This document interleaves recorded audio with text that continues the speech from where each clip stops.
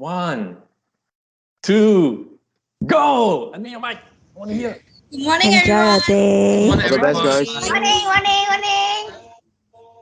So positive psychology. What is positive psychology? Positive psychology is this. When you think about psychology, usually you think about people who are crazy, right? People who are psycho, so they need to go to Tanjung Rambutan or the Mental Health Institute.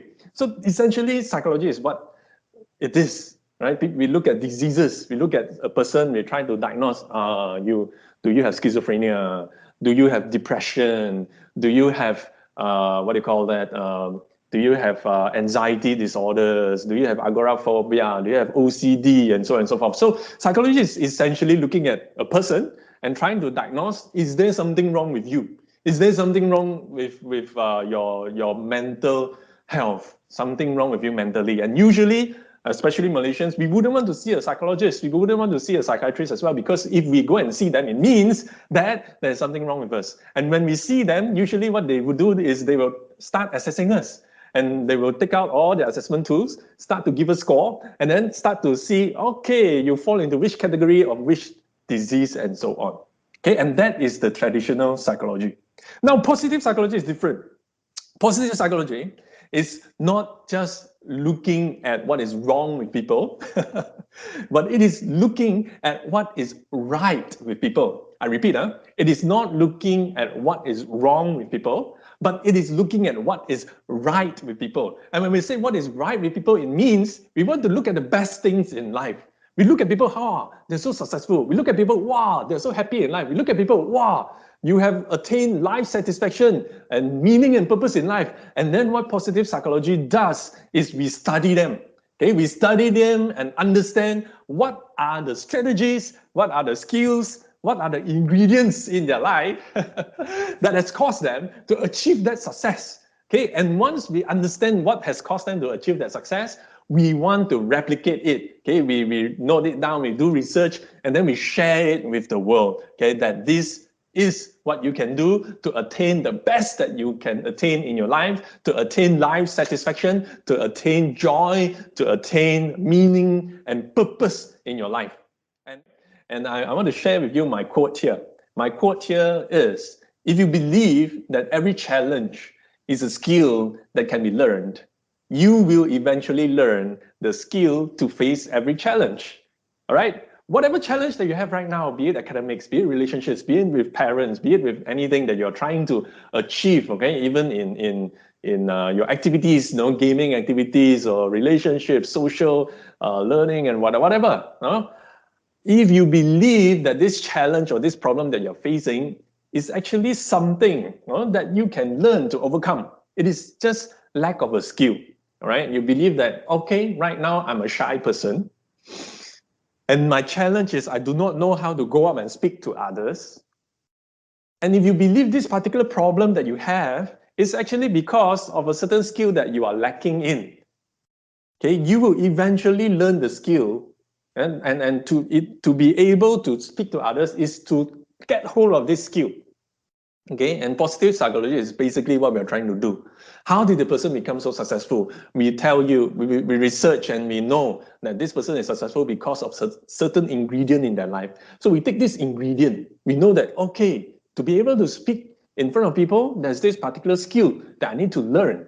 Okay, and there are many other skills as well. So if I learn this skill one by one, and I'm disciplined at repeating what I learn and trying hard to learn as much as possible, eventually one day you will definitely be able to stand in front of people and start to speak.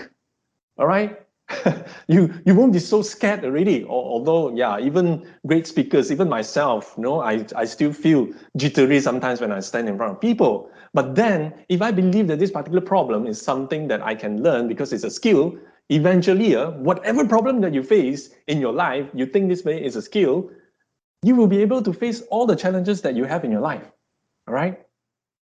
So this is actually also telling us that our mind is so powerful that when you focus on something, it can make you focus on it fully, or if your mind is also so powerful that when you don't focus on that something, it doesn't hurt you at all. So what am I trying to say right now is this: our problems, our struggles, our challenges in life, No, our mind can actually make us so focused into it, so much so that we get depressed, that we give up, that we think that we are a failure, we do not know what to do with it. Or our mind can also take us away from it. Yes, there are many troubles, there are many struggles, but my life is okay because my mind is not so focused on it, but my mind is free to wander, to enjoy the other things that I have in my life. But today, I want to tell you that whatever problems and challenges that you're facing in your life, if you just leave it like that, it will still be there. But there are ways where we can hit on straight with your problem, your challenge, and try to overcome it. And the biggest hurdle that I want to say right now, which I'm spending a lot of time to tell you, is your mind and your mindset. Can you unmute your mic so that we can hear your voice, Pei Ling, if possible? Yeah. Yeah, go ahead. What does the neuron do? It's a brain cell. Then the basic unit of the brain cell. Yeah. It's known as neuron. Don't worry, this is not exam. So do you know the function of the neuron, Pei Ling? So yes, that's a basic cell, but yeah, what does it do? Do you know? Transmit messages. The signal. Yes, transmit messages. Thank you very much, Pei Ling. Everyone, let's give a round of applause to Pei Ling. Thank you. Yeah, let me give an applause also. Yay! The next thing I want to share with you is this. When we talk about changing mindset, when we talk about changing our lives, are we going to change 100% of everything we have in our life? We cannot. The truth of the matter is there are many things we cannot change in our lives. And based on research, 49 point something percent we cannot change. So I round it up to 50%. 50% comes from genetics. I cannot change my hair color. Of course, I can go and dye in the barber hairdresser, but my natural color is black. I cannot change the color of my eyeball as well. Of course, I can wear contact lens with different kinds of colors, but I cannot change this. My height, I cannot change to be taller or shorter, no, and so on. So these are genetics. So 50% of our life, we cannot change. That one, okay, we accept it, all right? We accept it. And there are 10% of things that we cannot control. Like just now I said, the weather, the motorcycles that pass by my house right now, the cars, the birds that's flying in the air, and whether or not I get sickness later, I'm not sure. But these things are somewhat uncontrollable. But there are 40% that you can change.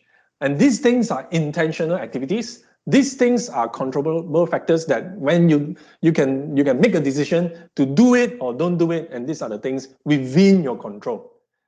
You saw two sets of questions just now. One set of questions is actually asking why. Why do you have this problem? And wanting to look at the root cause of your problem, right? That is natural in us. Every time when there's a problem, we want to ask why. And we want to ask who is responsible for this, who is to blame for this, and so on. And that's the normal response. But what I'm trying to train you today is this. We want to ask the other question. The second set of question is more solution focused. The second set of question is asking about what next. So yes, we know there's a problem. It may be beneficial to know why we have the problem so that we can deal with the root cause. But at the same time, we also need to ask what next. Because many of the times we stop at why and we don't go into what next. So from today onwards, whatever problems that you're facing, all of you who have written in the chat, and those of you who didn't write, whatever problems that you're facing right now, yes, you can ask yourself why questions, but please, please, please, please, please, remember to ask what next questions, okay? And when you ask what next questions, it will help you to move on further, okay? And let me just share with you, usually when people face problems, this is what they do.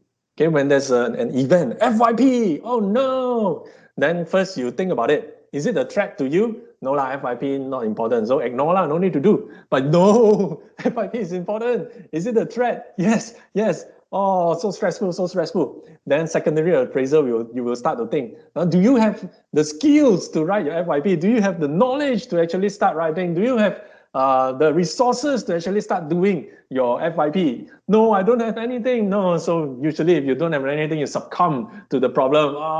Kill me, I cannot live anymore, that kind of thing. All right, but usually, yes, we have the resources.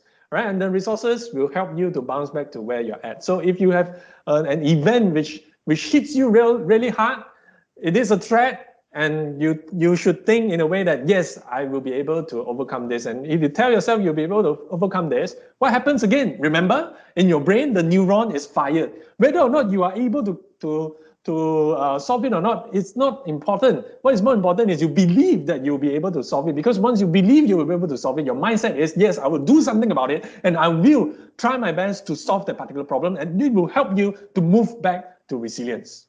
Okay, resilience just means bounce back. So if your set point is at 1, like myself just now, so I am beaten so down until I'm -10 at this moment, but I believe I will be able to solve this, I will go back to 1. That is resilience. Now, positive psychology move a little bit more further. When you start asking questions about what next, not just about why, it will help you to move forward and to grow from it. And let me tell you, ladies and gentlemen, boys and girls, resilience is natural. Right? About 75 to 95% of us, resilience is natural. If we face a setback, we will go back to be normal after a while. It's just a matter of how long. But whether you grow from that experience is a choice, is your decision. Okay? So facing something bad, yes, after a while, I'm okay again. But are you happy? You know, when you're okay, it doesn't mean, when you're not negative, it doesn't mean that you're happy. When you are not sick, it doesn't mean you are healthy.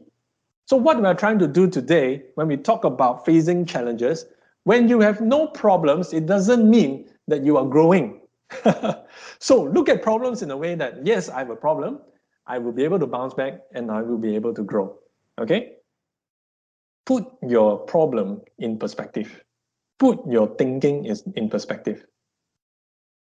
So for example, the challenge faced here is failing stats in psychology, paper 2. And this is a real story here, by the way. This is my story. Failing in stats for psychology 2. And the belief that I'm not good in any subject related to mathematics. So one way to actually help you out of this is, in terms of your thinking, is look for what are the evidence that shows you are actually not good. Well, in my final exam, I got 35%. That's why I'm not good. That's one evidence. And then you can try to look for more evidences.